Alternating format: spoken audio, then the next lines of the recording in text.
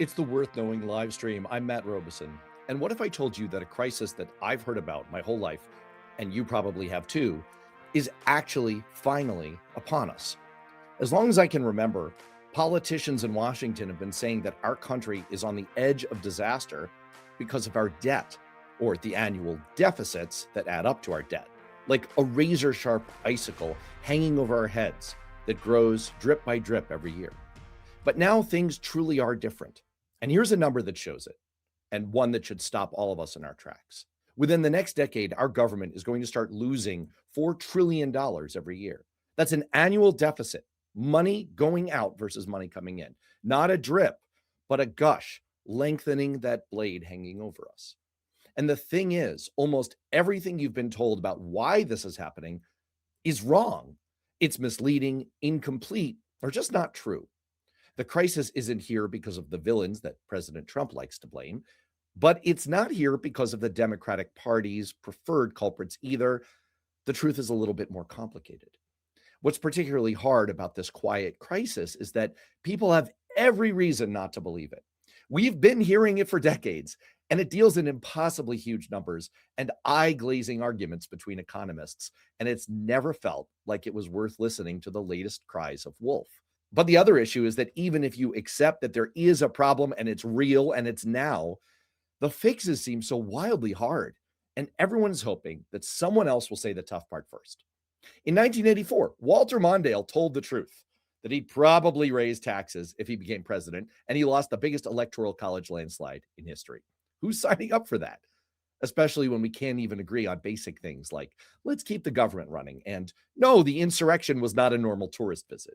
But I can tell you confidently that everyone in Washington knows how real this is. In the decade that I worked in Congress, it was an open secret that the bill was coming due. Everyone knew it. But back then, we were talking about problems that were 15 or 20 years off and an average length of service in Congress of 9 years. So it was going to be someone else's problem. Now, we're someone else. That's why this time truly is different. The Social Security trust funds are now just 6 years away from insolvency. As of today, over the next 30 years, Medicare faces a $109 trillion cash shortfall. That's trillion with a T. Last year, the federal government spent about $7 trillion on everything. You do the math in your head. And worst of all, in just a few years, the interest we pay on the debt is going to consume more than half of all of our tax revenues. Imagine if you spent half your monthly income just paying the interest on your credit card and not even paying down the principal. That's the situation our whole country could be in, and in less time than you'd think. Oh, and did I mention that all of this assumes that we stay in good times? Believe it or not, this is the rosy scenario. So first things first, we need to clear up what's actually causing this. And again, it's not a clean case of just what one party is selling, even my fellow Democrats. And then more important, after we've blown up the myths, what's it really going to take to get out of this? Is it even possible? I think it is. I really do think it is, but it is not going to be easy. To understand the myths, the realities, the math problem that nobody wants to admit, and what the road ahead really looks like, I'm really happy to welcome back Jessica Riedl, formerly of the Manhattan Institute, now at the Tax Policy Center at the Brookings Institution. Jessica is, simply put, one of the most respected voices in both parties, truly, on everything having to do with every public dollar we spend in America. Jessica, welcome back. Glad to be here, Matt. Thank you. It is delightful to have you back. And I'm going to go at this probably in a different way than you put together in your stunning new publication that just came out that lays everything out in more charts than you can ever shake a stick at. And I'm going to do it withholding the culprit for a little bit. I do want to get to what really is to blame for the situation we're in. I'm going to get to that later, but I'm going to hide it for just a few minutes. First, as you just heard, people could be forgiven for thinking, I've heard all this before. So I pulled 3 of your stunning charts to ask you the question, why is the growing deficit debt and interest on the debt crisis real? And I'm going to spool these up here on screen for people who are watching live right now across the many platforms we're on, later on the podcast version if you're on a video podcast. Listen, this is an episode, people, where if you're listening on an audio pod later, I highly suggest that you switch to video. Get with the times. All right, Jessica, let's start here. The budget deficit keeps we get sticker shock and then you get used to it. We had at a certain point before 2009, we had never seen $1 trillion budget deficit. Then we had them during the Great Recession, but that's just a Great Recession thing, $1 trillion deficit, that'll go away. Now, even during supposed peace and prosperity, the deficit is about $1.8 trillion per year during good times. And you ain't seen nothing yet. Because if we assume current policies moving forward, the deficit goes to $4.4 trillion a decade from now. So that's all the red lines that you can see on the right here, that in the next 10 years, this is going to absolutely unprecedented levels, even beyond what we saw during that rescue period around COVID. Even bigger than the COVID deficits in nominal dollars, bigger than the Great Recession deficits. And this is the rosy scenario. This is if we just keep current policy and add nothing else, and we have low interest rates. You're looking at deficits of about $4.4 trillion. Right now, that's going to give a lot of individuals sticker shock. The worry is at a certain point, $4 trillion is going to feel like baseline, and the bar keeps moving. And all of it keeps adding up into this next slide that I want to show, which is deficit year after year builds up into debt. Yes, it's been in the news lately that we just hit the debt of 100% of the economy for the first time since World War II. The only other time the debt has ever been the size of the GDP was World War II. World War II ended. The defense spending was able to be wound down because thankfully the war only lasted about 4 years for the United States. The problem now is it's going to keep getting bigger. We're at 100% now. The Congressional Budget Office projects that the debt is going to go to 175% of the economy in 30 years. And even that has some pretty unrealistic assumptions in it. It's actually likely going to be much larger.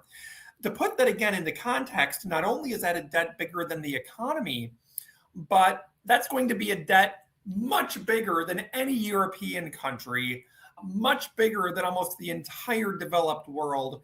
It's going to continue getting worse, and at levels that there aren't a lot of precedent in world history for, at least in peacetime. It is, you can see visually here how much bigger it is than when we were fighting the Nazis. That's the level we're talking about. And the issue here, and we will return to this, but I just want to tease it here, is what starts to happen is somewhere between a chokehold and a death spiral. There's some clever person who can come up with what that combination is in the form of interest on the debt. And I made the analogy earlier to kind of a fraught thing when you take the federal government and you try to analogize to your personal finances. But imagine just paying off the interest on your credit card. This is what starts to choke your personal finances. And that's what you see here, is that within a decade, walk us through it, because we get to truly staggering levels of interest that we pay every single year. Yeah, a lot of people don't think in terms of percents of GDP. They certainly don't think in terms of trillions of dollars. So one way of looking at it is this. From 1940 to about 2022, about 10% of all tax revenues went towards paying interest on the debt. So for a little over a month of the year, your federal taxes went to paying interest. Right now, this year, 19% of your taxes are paying interest on the debt, which is the highest amount in recorded history. And that's going to head to roughly a third in a decade. Wow. So a decade from now, think of it this way. All the taxes you pay from June 1st until about right now, early May, will not pay for a single Social Security benefit or a single school lunch or help a single veteran or provide national security. All of those taxes, 4 months, will just be paying interest on the debt. What an enormous waste that is. And it's going to get worse after this. If you think paying a third of your taxes and interest on the debt is bad, the next 20 years after that are going to get dramatically worse. And we are going to get to that doomsday scenario, but I want to switch it up a little bit right now, because there are so many political myths that go with this conversation. and I want to blow them up. So many of them are really misplaced. So let's talk about what's really happening here and what's not happening. We'll start with the not happening. I want to start with Trump and the Republican Party first. And I've set up a few of these for you here just to walk through. I picked the top 5 myths, and the first You two, narrowed it down to 5. like I said, top 5. So let's go first to this one. Trump and Republicans, for as long as I've been politically conscious, have been very fond of saying, oh, it's the big, I'm doing it all in Trump voice. I could do it. It's all the big spending Democrats. I could do it Reagan. That it's all, we're spending on all this discretionary money, all these programs that we fund every year. Democrats are always coming up with new programs, new stuff for the government to do. And it's really not. You point out, and maybe you need a bit of explanation here, that every year there's discretionary, there's non-discretionary, which is written into law. We're just focusing on the discretionary stuff. Could you just explain to us what we're seeing in this chart and what's included in discretionary? Sure. About 2/3 of the budget is called mandatory, and that is spending on autopilot. It is governed by formula. It doesn't go through the annual budget. This is programs like Social Security, Medicare, Medicaid, most anti-poverty spending, farm subsidies. In those programs, you set the eligibility and the funding rules, and it spends what it spends. The other third of the budget is called discretionary spending, and this is the part that actually goes through the budget every year, that Congress appropriates money for all year long. This is the part of the budget that you have a government shutdown if they don't fund it for a certain year. The defense portion is about half of discretionary spending, and you see that it's actually dropped, notably from 6% of the economy in the 80s to 3% of the economy now, which surprises a lot of people. There's a myth that defense is this big growing part of the budget. It's actually shrinking. And then there's also non-defense discretionary spending, which is the programs appropriated like education, health research, Head Start, housing, community development, disaster relief. Foreign aid is a small part of this. A lot of the social spending that Democrats like, it's dropped as well. It was 5% of the economy in 1980. It's about 3% of the economy right now. So discretionary spending on either the defense and non-defense side, it's actually down long-term as a share of the economy. Let's also talk about the other bête noire of Trump and the larger Republican Party. It's not immigrants. And you point this out very clearly in your budget book. Yes. Oh, sorry. I went to the wrong one. Here we go. It's correct. Not yeah. If you listen to the budget debate on Twitter or on television, you would think that the entire budget deficit is driven by foreign aid, Ukraine, and immigrants. Reality, not even close. Immigrants at the federal level, in many ways, reduce budget deficits. There is no net cost. Ukraine and foreign aid are tiny. Over the next decade, foreign aid, Ukraine, and immigrant expansions will cost a grand total of about $700 billion. That's not per year, that's over 10 years. Meanwhile, you have Social Security at $22 trillion, interest $17 trillion, Medicare $15 trillion, defense $12 trillion. You could eliminate foreign aid, Ukraine aid, and deport all immigrants. It would be a rounding error in the long-term budget. That's not where the money's going. All right, let's talk about my favorite party, the Democrats. We like to point out that we spend an awful lot on particularly defense. But you say, yes, it's a large dollar figure, but that's not really the culprit for what we're seeing here. Correct. Defense spending was half of the federal budget in the 1960s. It's only 12% of federal spending today.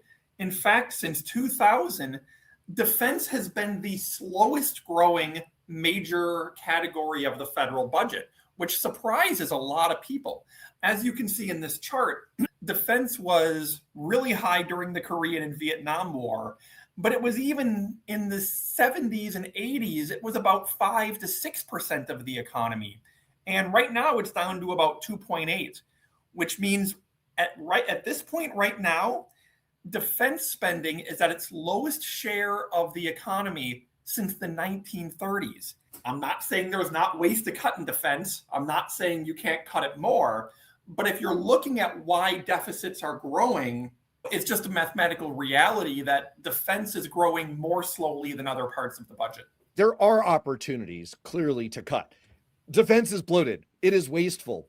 We have some other priorities that we could be spending on, but that doesn't seem to be the big driver here. And speaking of waste and bloat, it's a tough thing for Democrats when Republicans say the real problem is that the federal government is so wasteful. These programs are wasteful. They're all giveaways and there's so much abuse. And then you get the weaponization of some real scandals like in Minnesota, the Medicaid fraud scandal.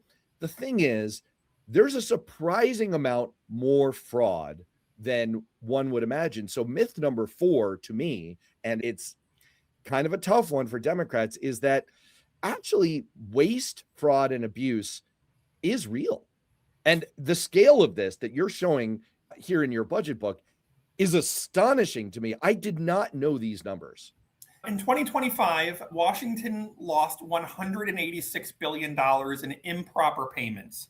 Improper payments are payments that are either made to people who were not eligible or payments that simply can't be validated to whether or not they were eligible.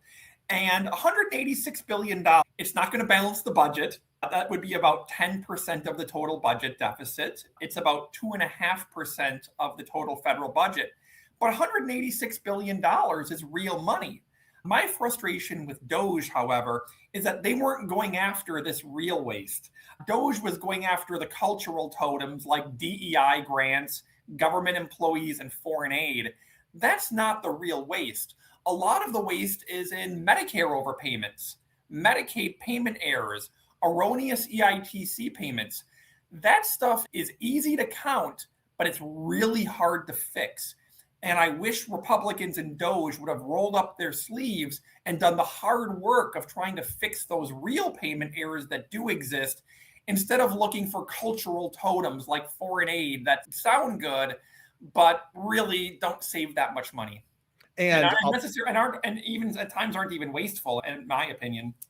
And I'll point out a point very well taken from our commenter, the Cynthia Rice, that it's waste fraud. The waste, fraud, and abuse is mostly done not by individuals, but by providers. That's very true. And I'd lard on to that point something that our frequent contributor, Ann Kim, the author of Poverty for Profit, has pointed out in an entire book, that much of the waste that occurs is because of contracts given to big companies that make a lot of money off of poverty programs. And there's a tremendous amount of waste, fraud, and abuse inherent in that. Let me get to one final thing.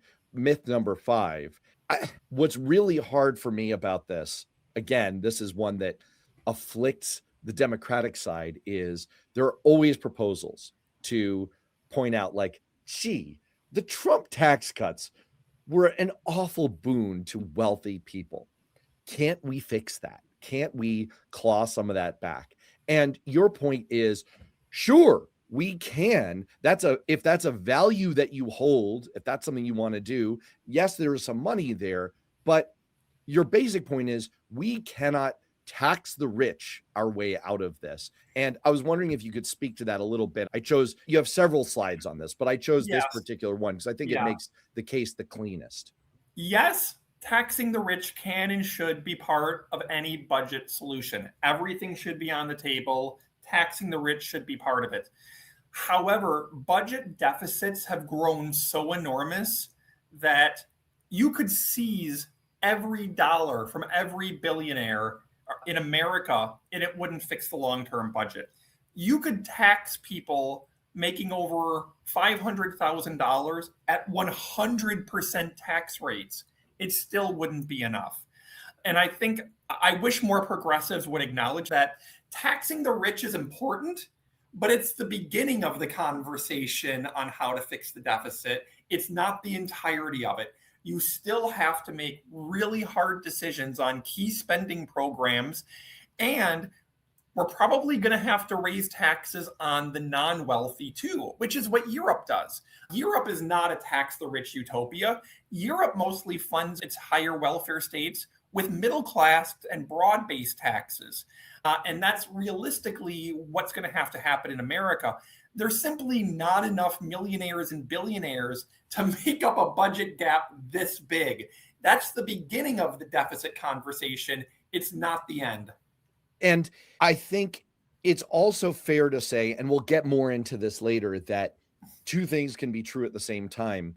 The wealthiest 10%, the wealthiest 1% have grown incredibly wealthy, have gotten a bigger share. So there's more of the pie available there.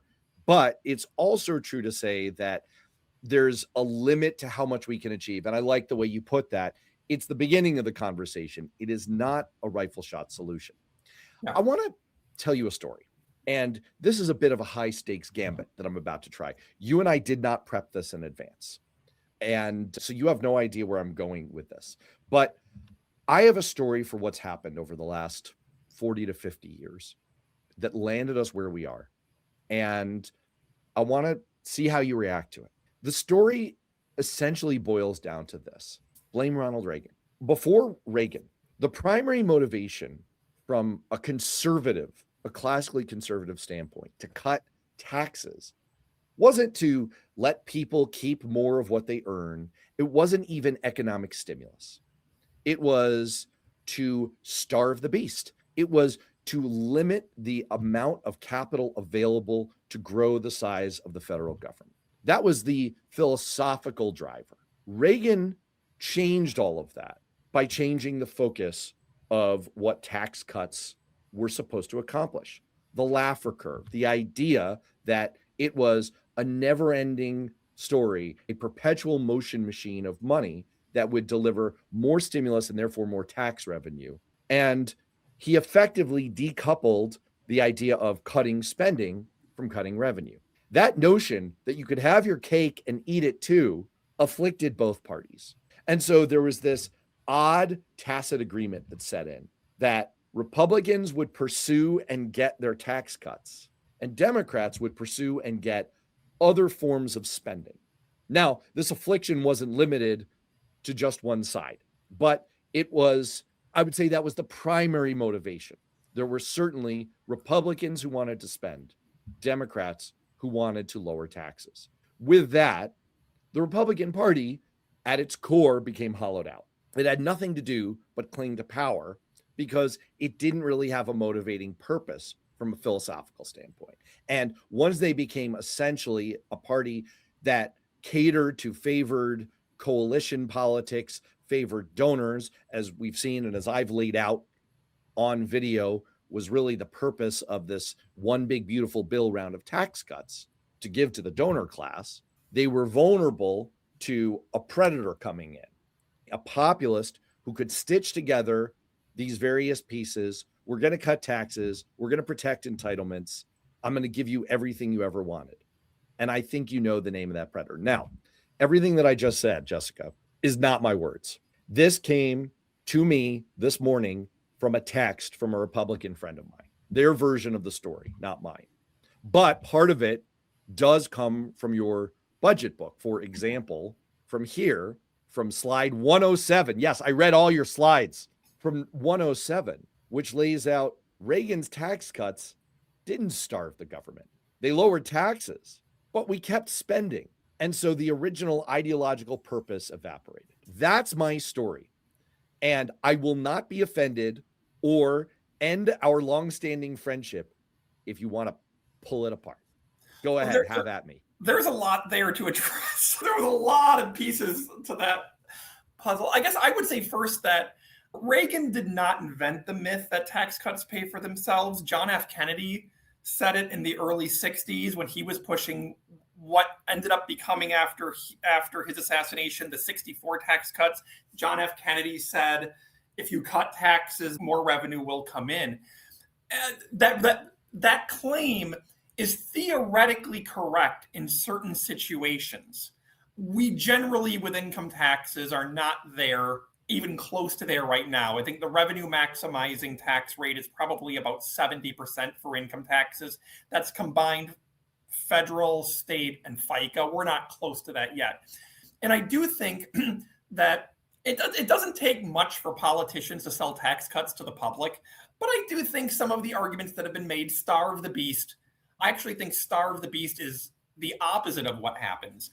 When we cut taxes, we don't cut spending. Instead, cutting taxes is a signal that we don't care about deficits and restraint anymore. So instead, over the last 40 years, when we've cut taxes, we've increased spending more aggressively because you lose any deficit argument against spending if you just cut taxes. And that's why you don't hear Republicans talk about deficits or spending much after they pass a tax cut. Because if they cut taxes and then start complaining about deficits, people will say, why don't you start with your tax cuts, buddy? And so it robs us of the argument for spending restraint when you cut taxes. So I think starve the beast is actually the opposite. When we have raised taxes, we've often cut spending. When we've cut taxes, we've raised spending. But I will also say budgetarily, though, long-term revenues are not really the issue as much as spending. Revenues have averaged about 17% of the economy pretty steadily over the last 50 or 60 years. And the Reagan tax cuts, for instance, didn't drastically cut revenues as much as they fixed what was called the bracket creep problem of the late 70s, when inflation was pushing people into significantly higher tax cuts. It kind of balanced some of that. So I wouldn't say that the reason we have deficits is because we've dramatically cut taxes so much. I think there's enough blame to go around, and there's been huge spending and cost increases. But I do think, of course, the effect of tax cuts has been exaggerated. I just will say, since I popped it up on the screen to try and follow along with your point, here it is again. And to your point, revenues have stayed pretty stable, but we have had a little bit of a decoupling there of our spending. So you're not totally and completely opposed to the core of my story, but you do have some nits to pick. Okay. Yeah, nuance. Okay. I want to talk a bit about the big reveal. We've hinted at it. I think astute viewers have already picked up on it, made comments about it, and people can figure it out. But I want to make a point about what we're driving at as the big culprit behind the scenes. I think what you've presented in your whole big budget book that you just released is the JFK assassination version of America's financial story, by which I mean the Oliver Stone conspiracy version. In that rendition, there is definitely a trigger man, but there's also a bunch of other conspirators who play a role. And I think, as you've pointed out, defense and tax cuts and discretionary social programs are definitely not the lone gunman. They are a part of the conspiracy. They're not the trigger man. Now, what you've laid out a really convincing case about here that the Lee Harvey Oswald of America's fiscal crisis is our big entitlement programs. Have I stretched this metaphor as far as it can go? Yes. This is as far as it could possibly go. Yes. Okay. All right. So before I call our beloved entitlement programs, Medicare and Social Security and Medicaid, a deranged assassin, which I guess I just did, let's talk through the case here. And I'm going to splash up some of your slides, and hopefully they will coincide with the basic story of what you see happening here. Yes. A lot of people don't like to hear this, but the main culprit, the overwhelming culprit of long-term deficit projections is Social Security and Medicare shortfalls. There's a myth that Social Security and Medicare pay for themselves with payroll taxes and Medicare premiums. Not even close. And that's not because of the trust fund either. It's because the programs by design do not collect nearly enough in payroll taxes and premiums, and they require substantial general revenue transfers. A couple of years ago, those general revenue transfers were about $300 billion a year. This year, they're about $700 billion. And A decade from now, it's going to be $2.8 trillion per year of general revenue transfers just to pay Social Security and Medicare benefits. When we mentioned Social Security, the budget deficit going to a $4.4 trillion deficit in 10 years, 2/3 of that is the general revenue transfers to pay Social Security and Medicare benefits. And again, politicians don't like to talk about this because nobody wants to touch Social Security and Medicare, understandably. But mathematically speaking, the programs are in financial trouble, and that is the main culprit long-term for budget deficits. And it has to be dealt with whether it's uncomfortable or not. I think this one, nope, I already showed this one. Darn it. Let's talk about your last point for a second. And let's start with the Social Security side of it. And I will put this up. This is compelling, but I got to warn people, this is not nearly as compelling as what we're going to talk about with Medicare in a minute. But what are you getting across here? What is the story with Social Security, and how imminent is it? Yeah, the story on Social Security is that people believe all too often Social Security is not part of the deficit. It's not part of the debt. That's not true. Over the next 30 years, Social Security is going to take in $81 trillion in payroll and related taxes and cost $129 trillion in benefits and interest. That's just the math. That's a $48 trillion shortfall that's going to come out of the budget deficit. And before people can say that's because the trust fund was raided, the trust fund was only $3 trillion, and it is being paid back already. But even the trust fund, when you're talking a $48 trillion shortfall, a $3 trillion trust fund that's being paid back is not a major part of the story. It's the fact that we just have 74 million retiring baby boomers, many of whom are now living much longer.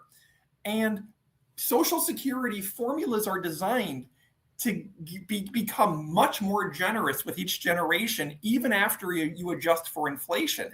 So it's just demographics and program formulas. It's nobody's fault. There's no villain in the story. It's just demographics and program formulas. Come on. I wanted to blame Trump. Let's do the Medicare side, because this is worse. I feel like I teased it.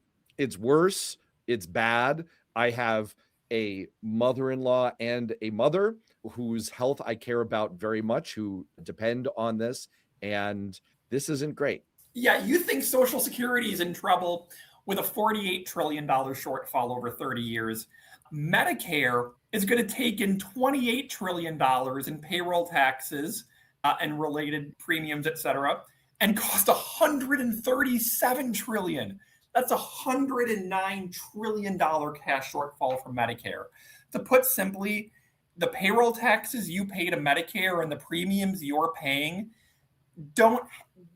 they make a very small portion of your Medicare spending. In fact, the typical retiree retiring today, couple, is going to get back triple what they paid into Social Security. Triple what they paid into Medicare, even after you adjust for net present value. This is not sustainable. And the single biggest driver of our 30-year deficits is on this chart. $109 trillion in Social Security, Medicare cash shortfall combined with Social Security. I want to acknowledge that we have many people bringing up here. I'll show them here the question of the cap. I do want to talk solutions later. I would like to address the cap question at some point. Yeah, but it occurs to me that many people, like, this is a live stream, like, people work. So you know what? I'm going to scrap my order of operations here and get to this question from Lasik_V. Love the handle, dude. Awesome. I like the Packer hat. Yeah, that's good stuff. I'm from northern Wisconsin, so I like the Packer hat. Boom, Packer hat. You guys will have to talk Brewers at some point. But talk a little bit about the cap just for a moment. And I think Lasik's got, this is a little bit of a handle pun here, but like the most pointed version of this, which is, would we have that shortfall? First of all, maybe explain to people what we mean by that Social Security cap. I'll back up. I'm going to look at the Social Security. Here's the Social Security slide. Sure. Could you just talk a little bit about what is that cap and what would happen to this picture if we took off the cap? The reason Social Security is capped which is to say you pay benefits up to, I believe, about $175,000 in wages, not all the way up. The reason the tax is capped is because the benefit is capped. And for Social Security, the idea is supposed to be that as a social insurance program, the amount you contribute is supposed to be linked to the amount you get. So because we cap benefits, we cap the taxes. If you take that off, it becomes more of a welfare program if you delink them.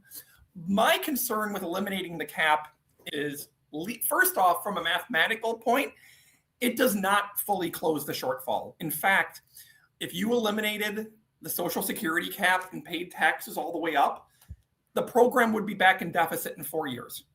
In 2029, according to the trustees. Long term, the Social Security gap is about 1.7% of GDP long term. The payroll cap is about 0.8%.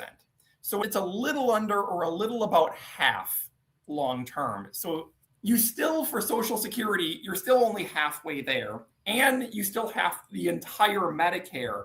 The other concern, though, I want to mention about lifting the cap is if you do so, you will raise the combined tax rate of professionals and higher earners, 37% federal income tax rate. Their payroll will now be 52. Their state tax rate in California is 13, so that gets you to about 65. The combined marginal tax rate of higher earners would be about 65%. Wow. Which is about the revenue maximizing rate. Yeah. I say that not because we feel bad for these people and, oh my gosh. No, the problem is that's the revenue maximizing rate, which means you can't raise their income tax, payroll, or state taxes any higher than that and get any more revenue. So the question becomes, if you want to eliminate the cap for Social Security, you're only going to keep it out of the shortfall, out of deficit for 4 years. You don't get to raise taxes on the rich again for anything else. That's a really profound point. At least not income, payroll, or income and payroll taxes. You don't get to raise it for Medicare. You don't get to raise it for education or climate or healthcare. And so the question becomes, is keeping Social Security out of deficit for 4 years really the best use of that tax hike on the rich? I think that's a key question. It's not that we feel sorry for rich people. It's that there's only so much room to raise their tax rates, and this would use it all up. I can come up with a lot better ways to use that revenue than this. This is a really deep point, and it actually coincides with a point that's coming up from one of our favorite chatters, MJ. So I want to smush them both together. First, I want to read back to you what you just said, which is really interesting. Budgets are about choices, right? I must have written that into a speech when I was working on the Hill about 1 billion times. You, in your role on the Hill, probably wrote it 1,000,001 times or 10 billion. I wrote it in an op-ed draft last night. It's monopoly money when it comes to how many times we've written that sentence, but it's a deep point. What you're saying is there are trade-offs here. And so if you go through a mechanism like raising the cap, what you're saying is we prioritize the money that's going into Social Security that will be then paid out to seniors. We're prioritizing that need above other revenue raising needs that we could address with dollars because there's a fall off, because at a certain point people begin to avoid taxes, they begin to find more workarounds, it disincentivizes. I know there's a lot of bullshit that goes with this, Laffer bullshit, that I'm not trying to fall into that trap, but there are disincentives to further work that do begin to occur, and you begin to lose revenue. That coincides with a point I'm skipping around a little bit here from MJ, who says they do not pay 37%. And I've been processing payroll for a decade. And this is a deep point. All right, you want to jump in on it? Go. They're in the 37% bracket. It's a marginal tax rate. And right. So when you're looking at incentives and what people do to evade taxes, you're not looking at their combined, you're looking at their marginal tax bracket, because you make the decision whether to earn the next dollar, whether to hide the next dollar, whether to send the next dollar overseas based on the marginal bracket you're in, not your average tax rate, not whether or not you have deductions. And so when I say that about 65% is about the revenue maximizing rate, that's what progressives say is the revenue maximizing rate. Conservatives believe the revenue maximizing rate's about 40 or 45. Interesting. Progressives say it's 65 or 70. So I'm not trying to give you some vast right-wing conspiracy nonsense. I'm saying even according to progressives, once you get up to about 65, you're not getting any more revenues from high earners, even according to progressive economists. And again, what matters is the tax bracket, not your average rate. And I think it goes back to the early, but that's a fascinating clarification. And if we were doing 2 hours here and we were all nerds, I would get into a deep dive on what you show in terms of tax rates on the wealthy and what's the actual incidence and how much are they actually paying. That's for an addendum. That's for the nerd addendum. I'm sure you would love to have that conversation at some point with other people, including, by the way, I just have to, because I skipped right over this, I have to point out that our commenter, where is she? Penny, where are you? You have Wisconsin fans here, so there you go. All right. Holla. I'm from Appleton represent. She's near Green Bay. We're about 30 minutes away. Go Packers, go Brewers, go Badgers, go Bucks. For people who think that this stuff doesn't matter to middle America, quintessential middle America, we've proven them wrong. Oh, and by the way, on that note, it's really fun when I talk about farm subsidies. I always go after farm subsidies, and people say, you Washington, D.C. snot, you don't know anything about farm subsidies. And I say, I'm from northern Wisconsin, dude. Exactly. No, you do. And dairy. So you also brought up, though, a really important and uncomfortable point. And I think we have to transition to the phase of the conversation here that is probably the most uncomfortable.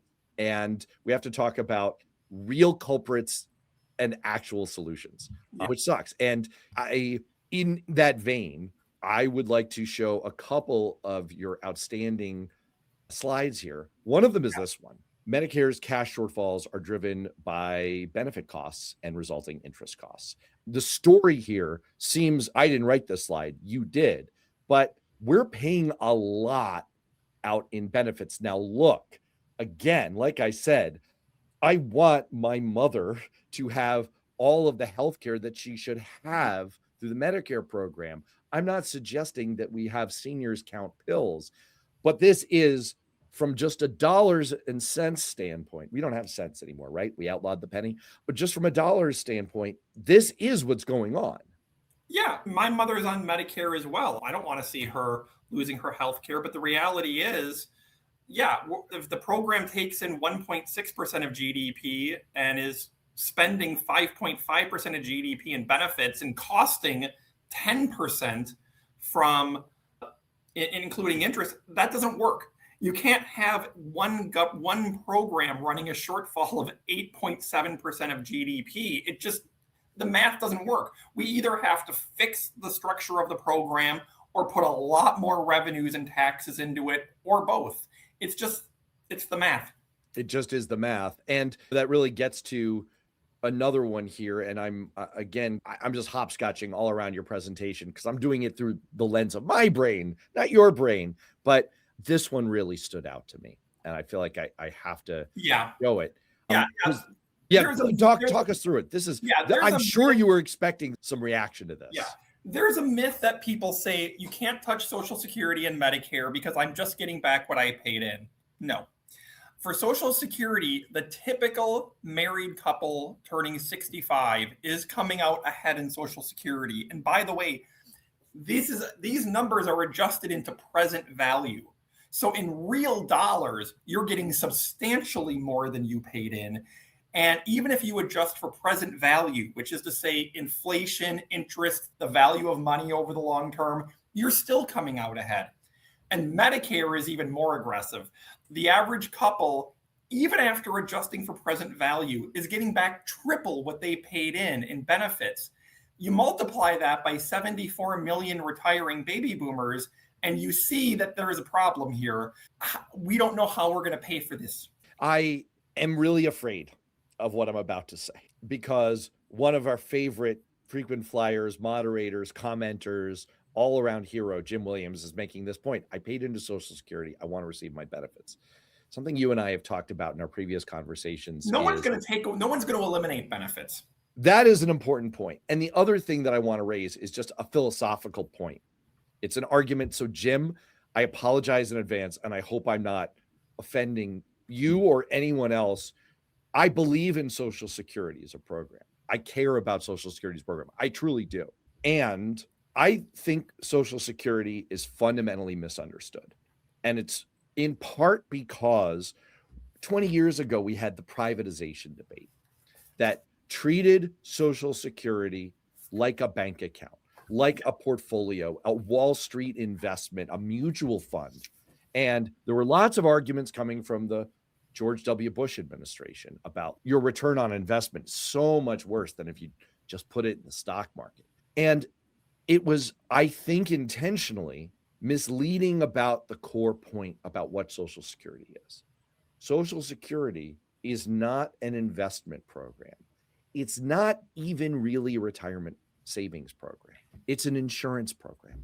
It is social insurance. Yeah. It's insurance against being poor when you're retired. And it has been incredibly effective. I'm sure you have the numbers at your fingertips more readily than I do. It's one of the most effective things we've ever done as a country, and it's part of our core values, and it's wonderful. Senior poverty is just 6.4% when measured correctly, which is remarkably low. It's remarkably low, and it's wonderful. And yet, one of the most controversial things that I've ever written that appeared on Alternate and Raw Story of all places was an impassioned argument about the problem with the gerontocracy isn't that we have old leaders. It's that we spend so much of our societal resources on retirees, on older people, and so little on young people, on kids. It's 18% of children who live in poverty. There's something stunningly wrong about this from a value standpoint. And again, I'm not trying to throw seniors under the bus. I'm just saying that it is a fundamental misunderstanding that I think we have to correct, because Social Security is an insurance program. I'm not sure that the math that you've presented here of, are you getting back what you paid in? I'm not sure that's the right way to think about it, because it's not about paying in and getting out. It's about, do you need the insurance? I'm never going to complain if I pay homeowners insurance and my house never catches on fire. Yeah. And I think that's a better way to think about it. Again, all caveats understood, that I'm not trying to send people with pitchforks at me saying that I want to destroy Social Security. And I want to add, I'm glad you brought up the point. The federal government spends $6 on the elderly for $1 on everyone under 25, or the amount of people under 25. On a per capita basis, we spend $10 on the elderly for every dollar for an individual under 25. I'm not sure that's the best use of resources in this country. And that's why when people say just raise the cap, as opposed to maybe trim benefits for millionaires so that they're not getting more than $100,000 a year as a couple, my thought is, if we're going to take all of our tax base that's remaining and put it into Social Security just to make sure that the richest boomers can get back more than they paid in, it's the people under 25 and the kids who are going to suffer. At a certain point, I would rather use some of these taxes and revenues for young people, because, again, as we talked about earlier, the available tax base is not unlimited. And we're just talking about the economic and mathematical limits. Look at the political limits. It is very hard, even for a democratic unified government, to raise taxes. They really haven't done it since 1993 on high earners. And so the idea that we can raise taxes to unlimited amounts to pay for all Social Security and Medicare, so all seniors make a killing, and still fund benefits for the middle class and kids, it's mathematically fantasy. We have to make decisions here. When I was in third grade, I wanted to start a new advocacy organization, true story, called ERK, Equal Rights for Kids. That just popped into my brain, and it's on my mind probably because my 12-year-old who's homesick nominally today, you can probably hear him outside shooting baskets in the driveway. My point is, I think my mother would agree. She would rather that our society's resources go a little bit less to her and a little bit more to him. And nobody's talking about eliminating it, but maybe a married couple shouldn't make $100,000 a year from Social Security, which, by the way, no other country pays benefits remotely that generous. I don't think that's too much to ask. Most of the proposals out there protect seniors at or near poverty, but say for the higher earning seniors, of which there are many, maybe you don't need to come out as far ahead as you thought. I don't think that's a terrible thing to say if we're going to reserve resources for others. I'm hoping you put out the chart on the solutions with how much is raised by the certain taxes, because that's where a lot of the questions are coming. Darn. I'll tell you what, I'm going to search for that, but you know what we're going to do? We're going to lightning round this. Page 81. Page 81. All right. I'm going to pull this up, but let's quickly lightning round this. Cynthia has asked in a couple of different forms. She's asked, what about Medicare for all? And then separately, what about national health? Largely the same thing. Why don't you address that while I get that's the a other big slide? question. The first part of the answer is Medicare already pays Medicare for all, and it's in debt by $100 trillion. So putting more people into a system that per capita is unsustainable doesn't really work. Actually, it just widens the problem. The difference is, quickly speaking, other countries that nationalized healthcare nationalized it decades ago when healthcare was a small part of the economy, and then they made sure that their health infrastructure grew slowly. The United States has huge hospitals, huge R&D, major technology. It's really hard to put Medicare for all style price controls and get European spending levels for a much bigger infrastructure. The way Europe did it was by building a smaller infrastructure. We can't build the big infrastructure and then pay European prices for it. It doesn't really work that simple. You gave me the most complicated question for lightning round. Yeah. No, it's about to get better. So I'm going to concatenate, to use $1,000 word here, because we're all about inflation, baby. Several questions here. Why not tax the richest all the way through their entire income? I actually showed a slide on that earlier, Olga. I mean, again, first off, it wouldn't raise enough money. Second off, if you assess somebody a 90% tax rate, they're not going to keep working. They're not going to keep earning. They're going to leave. Yeah. They're going to stop. These are rich people who don't have to always work harder. They can work less. They can take vacations. Right. And there's other versions of this here. If you set tax rates at 100%, you will raise zero revenue. And you can do, Penny's point is correct. By the way, Penny is from Appleton. Penny confirms, from Appleton. My people. You guys are probably cousins, honestly. Oh, yeah. We can talk about the Packers, eh? Oh, yeah. But yes, another 1 or 2%. Yes. Sure. The rich can pay higher taxes. Absolutely. They just can't fund everything. But absolutely, they can pay more. And we have other comments here. I'm going to miss them.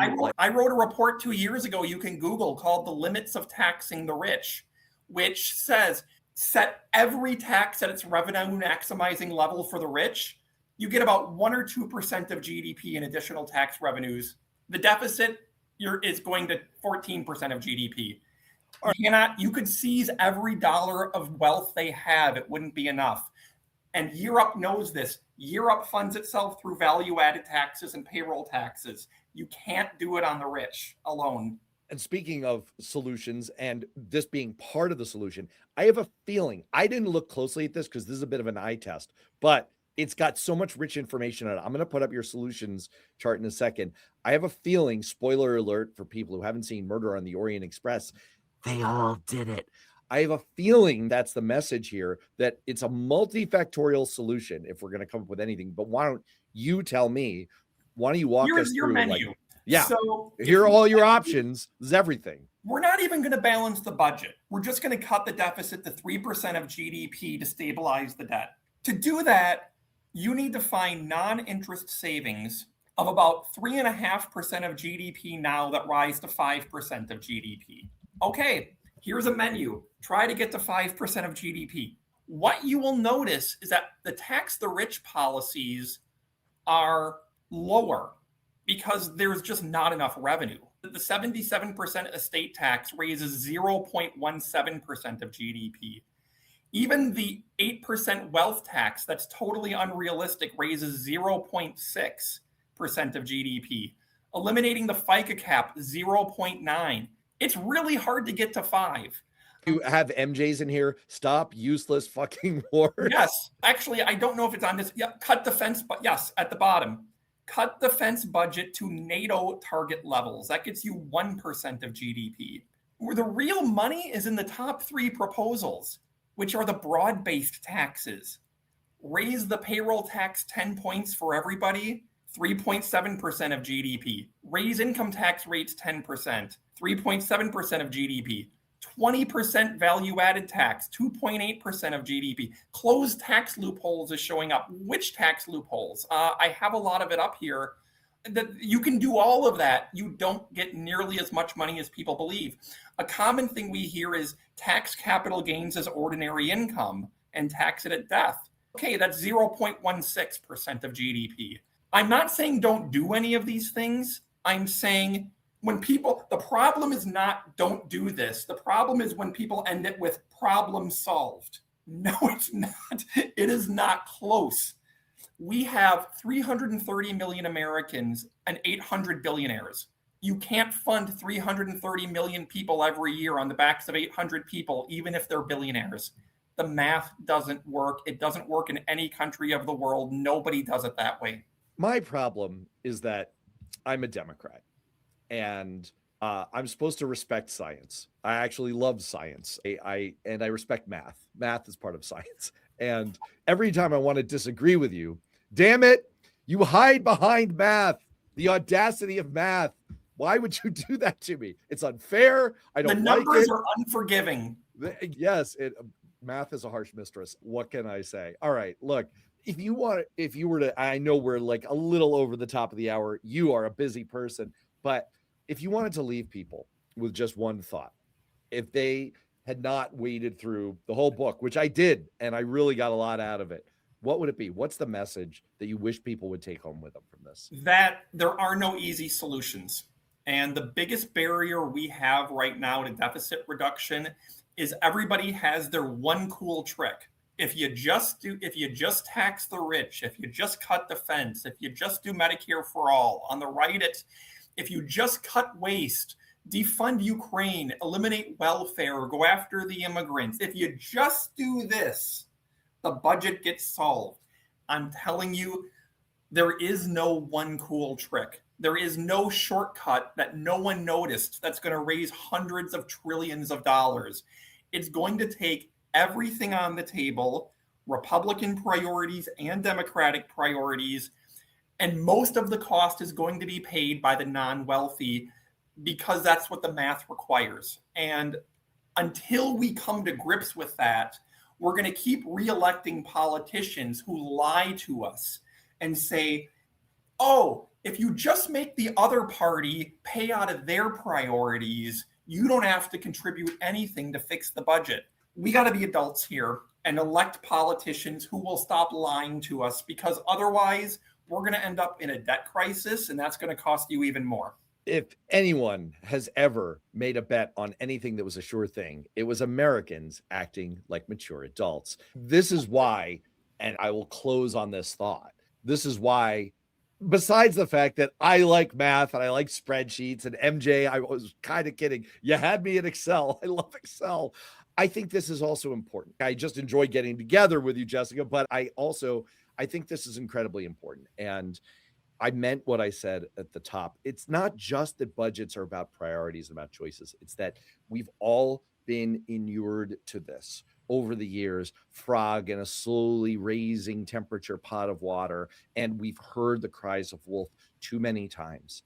And it's done us a disservice, because they were real in the past, but they were so far away that they weren't actionable. And it was unrealistic to think that politicians, like I said at the top, whose political lifetimes are measured in spans of 8 to 10 years, would deal with problems that were 15 to 20 years away. But now we are at a point, finally, and this is why I truly believe the crisis is here. It's not the scary numbers that you've developed, which are, after all, math. They're just math. It's just what the numbers say. It's the fact that now we're at a point where we can't evade anymore, because the time frames for the problems are within the time frames of the people we've elected to deal with the problems. And they have to confront them. And we have a political system that is deeply incentivized not to. Each party is deeply incentivized to not only kick the can down the road, but to blame villains that are their preferred problems. And I think the importance of your exercise is to show, listen, I personally believe that Trump is a demon and that he's ripping America apart, but we can't just reside in the comfortable answers that my own side of the political aisle has come up with. I think that assessing more taxes on the ultra wealthy is part of the solution. I think removing the cap for Social Security is part of the solution, but I don't think it's a full solution. And I think that the critical thing that you pointed out is everything we do is a choice. It's all trade-offs, and we have to be realistic about it. And if we're doing it in the context of just fighting about who's going to win in the midterms, we are truly going to walk ourselves off a ledge, and it's real. I don't think it's hyperbole anymore. All right. Well, let me just say let me just add that in terms of this problem is coming, the senators who get elected this year will be in office when the Social Security Trust Fund hits zero. Couldn't come up with a better note to end on. Jessica, thank you as always for your math, your wisdom, your insight. I really appreciate it. It's deeply informative. I know that everything that we've discussed today isn't totally fun and comfortable, but I think that's also what makes it provocative and interesting. I'm really glad we had the conversation. I hope everyone out there is too. And in the meantime, for everyone who's in the chats or who's going to find this later, thanks so much for being part of the conversation. Till next week, stay safe, be well. See you soon.